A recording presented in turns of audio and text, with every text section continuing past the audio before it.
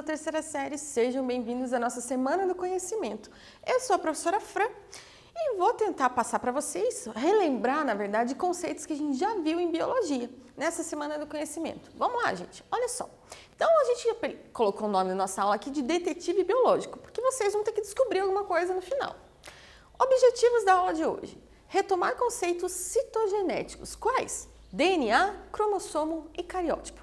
Então, a gente já estudou tudo isso aqui e a gente vai relembrar porque eles são conceitos importantes, tá? Primeiro, então, nucleotídeos. Você lembra o que é um nucleotídeo? Então, o nucleotídeo é a unidade básica do DNA. Ele é formado por três partes. Vamos ver aqui, ó. Tem um grupo fosfato, uma pentose, que é o açúcar, que pode ser uma ribose, no caso do RNA, ou uma desoxirribose, no caso do DNA, e uma base nitrogenada. A base nitrogenada são aquelas letrinhas que você ficava lá, o ACTG. Adenina, timina, citosina e guanina.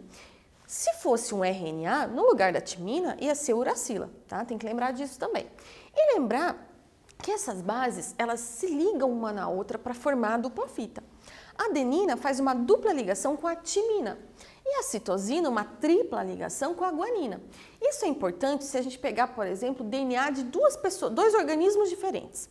E eu quiser aquecer esse DNA em laboratório para fazer com que as fitas se separem, a fita que tiver mais adenina e timina vai se separar antes, porque ela tem mais duplas ligações. Aquele DNA que tem uma concentração maior de citosina e de guanina vai demorar um pouco mais, porque tem uma ligação a mais ali para separar. Então, isso é um dado importante também. Os nucleotídeos, então, vão formar o nosso DNA, que é uma dupla fita, né? Esse formato que você já está bem acostumado a ver. O DNA, a localização dele na célula, define se o organismo ele é procarionte ou eucarionte. Você lembra a diferença? O procarionte, então, esse DNA, ele está disperso no citoplasma, porque ele não tem um núcleo definido.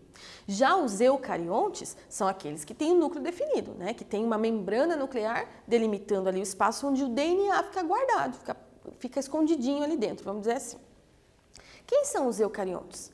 São todos os organismos que não são as bactérias. Então, dentro dos procariontes, a gente só tem um reino, o reino Monera, que é o grupo das bactérias. Okay? Então, fácil de lembrar também, né? Aqui a gente está vendo a diferença entre DNA, cromatina e cromossomo. Vocês estão vendo aqui, ó, uma dupla fita, que é o nosso DNA. O DNA, gente, é uma fita que chega a ter quase 2 metros de comprimento. Então, pense comigo, como que uma estrutura de 2 metros de comprimento cabe no núcleo de uma célula que é algo microscópico? Então, ele tem que estar bem condensado, bem espiralado lá dentro para ele conseguir caber lá dentro. Como é que ele faz isso? Ele conta com a ajuda de proteínas que a gente chama de estonas, que estão aqui em amarelinho para você. Então, esse DNA ele vai se enrolando nessas estonas, porque ele não pode simplesmente enrolar de um jeito que fique difícil de acessar ele. Ele tem que se enrolar de uma forma organizada, porque a partir do momento que a célula precisa daquela informação, ele tem que abrir a parte da fita que está precisando, de uma forma rápida. Então, também não é uma coisa desorganizada, é uma coisa muito bem organizada. Então, quando a gente tem ali o DNA mais essas proteínas chamadas estonas, a gente forma uma estrutura que a gente chama de cromatina, que a gente está vendo aqui já, ó, que ela vai se espiralando, forma a cromatina. Então, a cromatina ela é o quê? DNA mais proteína, ok? E o cromossomo?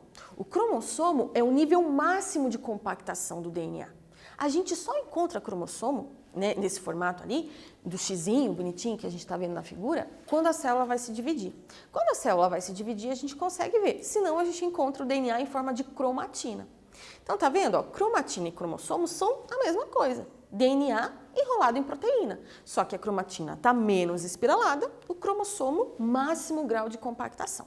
Tá? Então, a gente já relembrou vários conceitos importantes. O que mais que tem de importante aqui? Ó? Todas as células do organismo têm o mesmo DNA. Todas. Mesmo elas sendo diferentes. Por quê? Lembrem lá que todo o nosso corpo se forma a partir de uma única célula, que foi formado pela fecundação do óvulo, né? O espermatozoide fecundou o óvulo, formou então a primeira célula, que a gente chama de zigoto ou célula-ovo. A partir dessa primeira célula, forma o corpo do organismo todo. Então, todas as células do organismo têm o mesmo DNA. O DNA, no caso dos eucariontes, a gente falou que fica lá dentro do núcleo, né? A gente está vendo aqui um cromossomo. O cromossomo, ele tem vários genes. Isso é importante lembrar também, porque pense, a gente só tem 46 cromossomos e tem muitos genes. Então, cada cromossomo tem que ter mais de um gene, né? E a gente recebe lá 23 cromossomos do pai, 23 da mãe. Isso é importante lembrar também, gente. Então, aqui, isso que eu falei para vocês, ó. Cada cromossomo tem mais de um gene. Aqui tá dando um exemplo, não é bem desse jeito, tá? Não significa que o cromossomo realmente exista um com todas essas características, mas ele tá te dando um exemplo, ó. No mesmo cromossomo, cor do olho, tipo sanguíneo, cor do cabelo, crescimento. Então, são várias informações em um único cromossomo. Cada gene tem uma informação dessa, tá? E os cromossomos homólogos têm os mesmos alelos. Então, aqui, ó, alelo para cor de olho, que era aquilo que a gente chamava de azão, azinho, bezão, bezinho. Tá? E esses são os alelos, que são os genes que têm informação, a mesma informação, né? Para a mesma característica, para o mesmo fenótipo. Um exercício para ver se você lembra, então. Se todas as células têm o mesmo DNA, por que temos células tão diferentes umas das outras?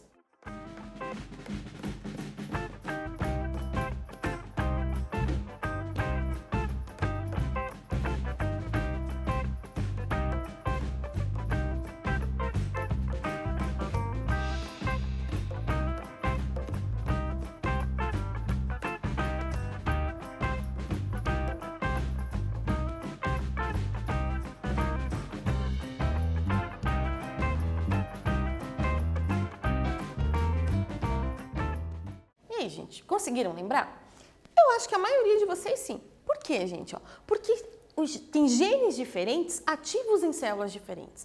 Então, não são todos os genes que estão ativos em todas as células. A célula do meu fígado tem alguns genes ativos. Do meu pâncreas, outros. Né? Da minha pele, outros. Então, apesar de todas as células terem o mesmo DNA, são genes diferentes expressos em cada célula. Tá? Isso é bem importante. E quando a gente olha aqui, eu trouxe para vocês uma imagem do núcleo de uma célula, tá? Aqui vista no microscópio e aqui um desenho para vocês enxergarem melhor, tá? A gente tem duas áreas. Tem uma parte aqui mais escura, tá? Que a gente chama de nucleolo, que não é dele que a gente vai falar agora. O nucleolo tem a função lá de formar os ribossomos, né? Tem uma função importante. Mas em volta aqui, ó, a gente tem áreas claras e áreas escuras, assim como no desenho também, ó, áreas claras e escuras. Qual a diferença? A área que está mais escura a gente chama de heterocromatina. Essa heterocromatina, ela está de que forma? A cromatina está mais condensada, porque é uma área que a célula não está precisando utilizar, aquela parte do DNA, não está sendo utilizado pela célula. Essa parte mais clarinha a gente chama de eucromatina. A eucromatina, sim, é a parte que está sendo utilizada pela célula. Então, se eu pego uma célula da pele, uma célula do pâncreas, e vou ver, a parte que vai estar clara e a parte que vai estar escura vai ser diferente, porque são genes diferentes sendo utilizados pela célula. Tá? Isso é bem importante lembrar também. Então, eucromatina e heterocromatina. Agora, vamos começar com o nosso desafio aí. Tem aqui alguns desaparecidos. Vamos falar hipoteticamente, né? A gente tem pessoas desaparecidas na região. E a gente precisa identificar. Foram encontrados 2 corpos. E a gente quer saber se esses 2 corpos são de alguns deles aqui. Tá? Então, ali tem pessoas com síndrome, pessoas sem síndromes, e é isso que a gente vai tentar identificar nessa e na próxima aula, ok? Então, olha lá, como é que a gente poderia fazer essa identificação? Pela digital, né? É uma forma de fazer a identificação. Pelo DNA, a gente já falou isso do bandeamento. Lembra que a gente chegou a fazer alguns exercícios? Lógico que não tinha tantas bandas assim, mas que a gente ia comparando a banda, por exemplo, do filho com o pai e com a mãe para ver se podia ser filho daquele casal mesmo. É esse exame aqui. Pode ser também pela arcada dentária, né? Se o indivíduo lá fez um acompanhamento com o dentista, tem lá radiografias, tem lá o acompanhamento, pode ser feito por isso também, né? A descoberta. Teste sanguíneo é um teste que pode eliminar se é ou não o corpo da pessoa que está procurando. DNA mitocondrial. Isso é importante lembrar também, gente. A gente só tem mitocôndrias da mãe. Por quê? Porque as mitocôndrias do pai ficam lá na cauda do espermatozoide para gerar energia para o flagelo, né? Por que conseguem fazer essa identificação? Aquele caso da Boate Kiss, que ficou conhecido no país inteiro, né? Que pegou fogo. Muitos corpos no mesmo local, carbonizados, não conseguiam fazer a identificação tão fácil.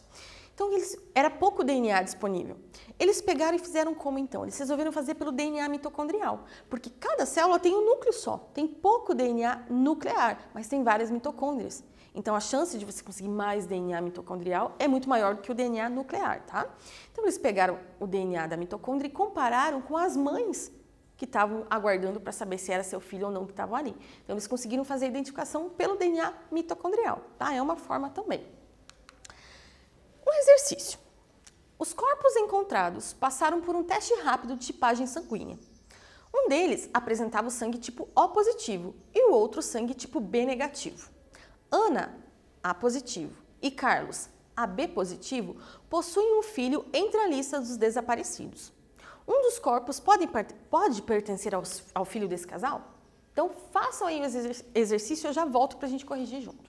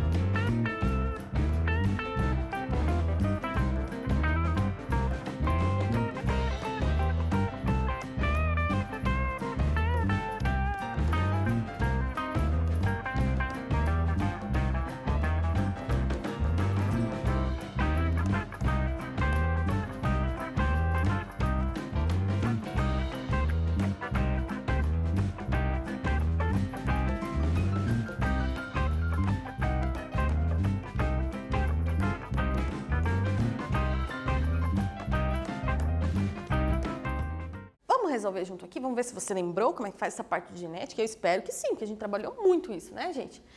Então, lá, primeiro, os corpos eram do tipo sanguíneo O positivo e B negativo, né? A Ana e o Carlos, que são os pais, A positivo e AB positivo. Vou começar então com a Ana aqui, ó. A Ana, se ela é A, ela pode ser IA, IA, ou pode ser IAzinho, lembra disso? Então, deixei aqui um tracinho, porque eu não tenho certeza. O exercício não me dá essa dica. Ela é positivo. Positivo a gente usava a letra R, né? Então, Rzão alguma coisa, porque ela pode ser Rzão, Rzão ou Rzão, Rzinho. O Carlos, AB, e A e B, também é positivo. Rzão alguma coisa também, porque eu não tenho certeza. O exercício não me deu essa dica. Vou fazer o cruzamento. Olha só o que eu coloquei aqui para você. Eu vou considerar heterozigose. Por quê? O exercício não me disse que eles são heterozigotos. Mas se eu considerar eles como sendo homozigotos, ou seja, a Ana e A, eu estou descartando uma possibilidade. Se eu considerar a heterozigose, eu estou considerando todas as possibilidades possíveis. Então, por isso que eu vou considerar, ok? Então, eu vou colocar aqui, ó, tanto a Ana quanto o Carlos, vou considerar então a Ana sendo IA-izinho, Rzão, Rzinho, e o Carlos Rzinho, Rzinho, tá? Vou começar pelo tipo sanguíneo ali, do sistema ABO. Então, a Ana, IA-izinho, coloquei um asterisco para lembrar isso aqui da heterozigose, e o Carlos, IA e B. Fiz o cruzamento. Depois, eu vou fazer o cruzamento para o fator RH. Rzão, Rzinho, Rzão, Rzinho. Considerei os dois heterozigotos. Fiz o cruzamento. Agora, vamos ver aqui. Eles podem ser pais de um filho tipo O positivo? Não tem nenhuma possibilidade do tipo O, então não pode. E do tipo B negativo? Do tipo B tem? Tem aqui. Negativo tem? Também. Então pode sim, no caso do B negativo. O O positivo não pode. Tá? Então a gente descobriu a resposta do exercício. Só isso que precisava. Então aqui mostrando para vocês que pode, né?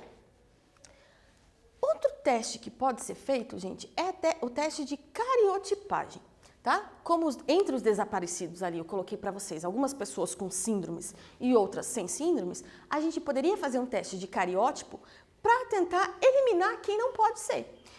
E daí, pode ser esse, aí sim faria o teste do DNA, que é um teste mais caro, tá? E como é que a gente faria, então, o teste? Aqui está mostrando para vocês a representação de um cariótipo. Né? A gente tem lá os 46 cromossomos e aqui, no caso desse cariótipo, eu ainda posso dizer para você que a pessoa não tem nenhuma síndrome cromossômica e que ela é um homem, ó, porque tem um X e um Y.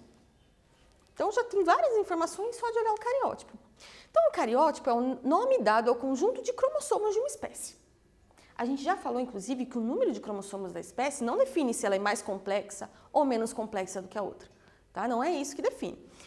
O que mais aqui? Está dizendo que a mulher, a gente representa 46XX, ela tem 2 cromossomos iguais, e o homem, 46XY. Outra informação importante. A gente pode representar o cariótipo de 2 formas. O ideograma, que é esse desenho aqui, ó, que vocês estão vendo que tem várias bandas representadas ali, pintadinhas, isso a gente chama de ideograma, tá? Informa graficamente como seria o cariótipo dessa pessoa. Ou ainda o cariograma, que é essa foto de como seriam os cromossomos da pessoa, então, tá? Tanto faz. E a gente acaba chamando tudo de cariótipo, por quê? Porque a gente está representando o cariótipo, então não está errado falar, tá?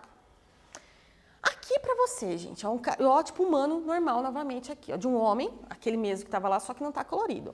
Então, tem os 46 cromossomos divididos em 23 pares.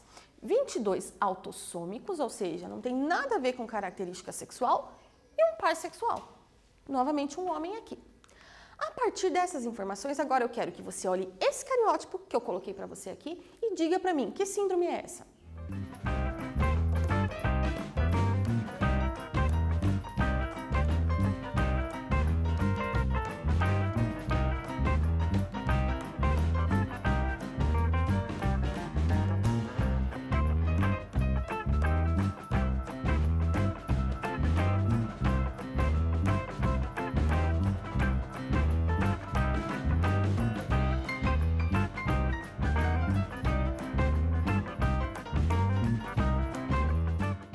Então, gente, vamos lá? Primeira coisa, se olhar, professora, eu não lembro disso. O que você vai fazer, gente?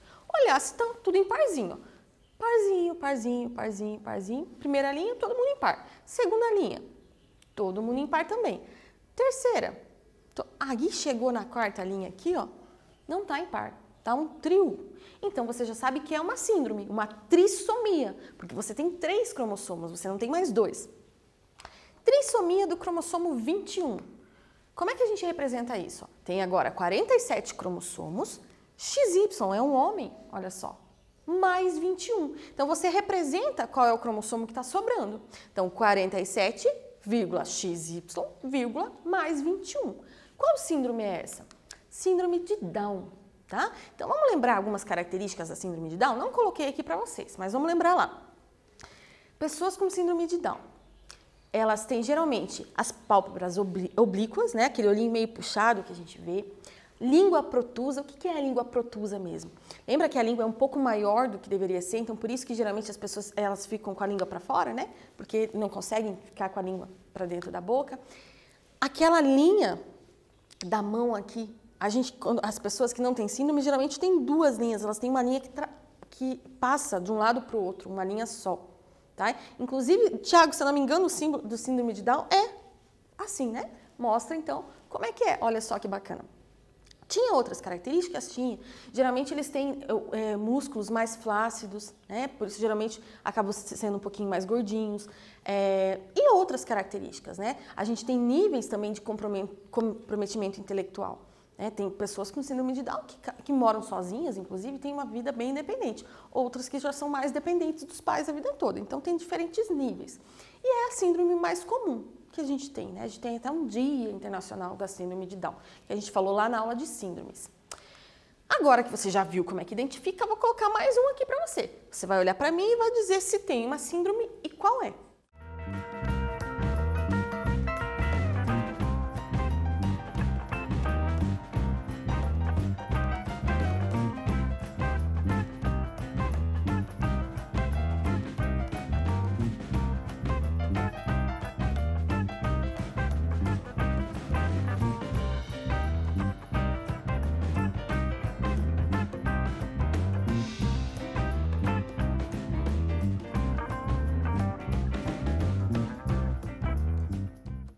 Então, conseguiram? Então, vamos lá, você já achou mais fácil, ó. 18 aqui está numa trissomia, certo? Então, como é que representa? 47, novamente é um homem, ó. XY mais 18. Você lembra qual era o nome dessa síndrome do mais 18? É a síndrome de Edwards. Essa síndrome é uma síndrome mais grave se comparada com a síndrome de Down. As crianças geralmente não vivem mais que 6 meses. Tem vários problemas cardíacos, né, intelectuais ali que não permitem, raramente passam dos 6 meses de vida. Então é uma síndrome mais grave. Acontece tanto em meninos quanto em meninas, tá? Mais uma síndrome para você identificar. Então olhe novamente e diga para mim, qual é agora?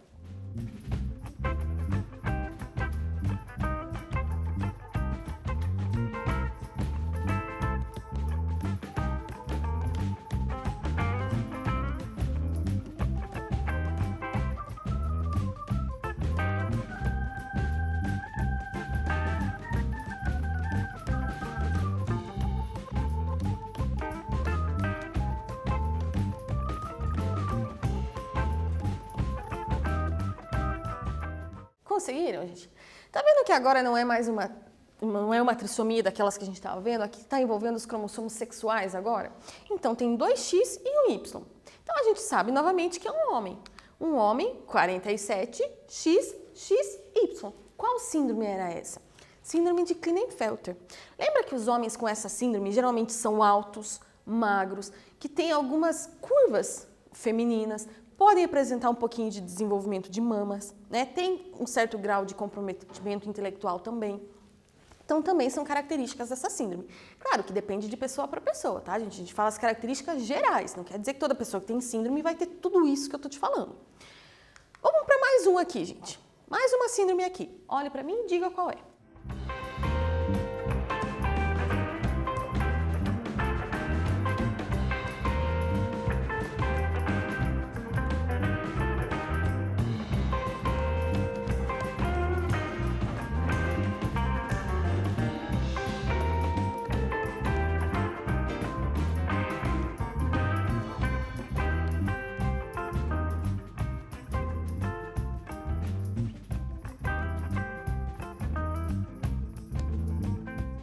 Conseguiu? Vamos ver aqui junto? Então, ó, trissomia do 13.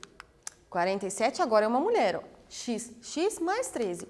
Síndrome de Patot. Você lembra essa síndrome? Também era uma síndrome grave, que as crianças também não passam muito ali dos 6 meses de vida. Pelos mesmos motivos que a gente viu lá do Edwards, né? Que tinha graves comprometimentos cardíacos e acaba que é incompatível, não consegue viver tanto tempo. A síndrome mais grave. E aqui a última síndrome de hoje, gente. Olhem para mim e digam qual é. Acho que você vai lembrar dessa.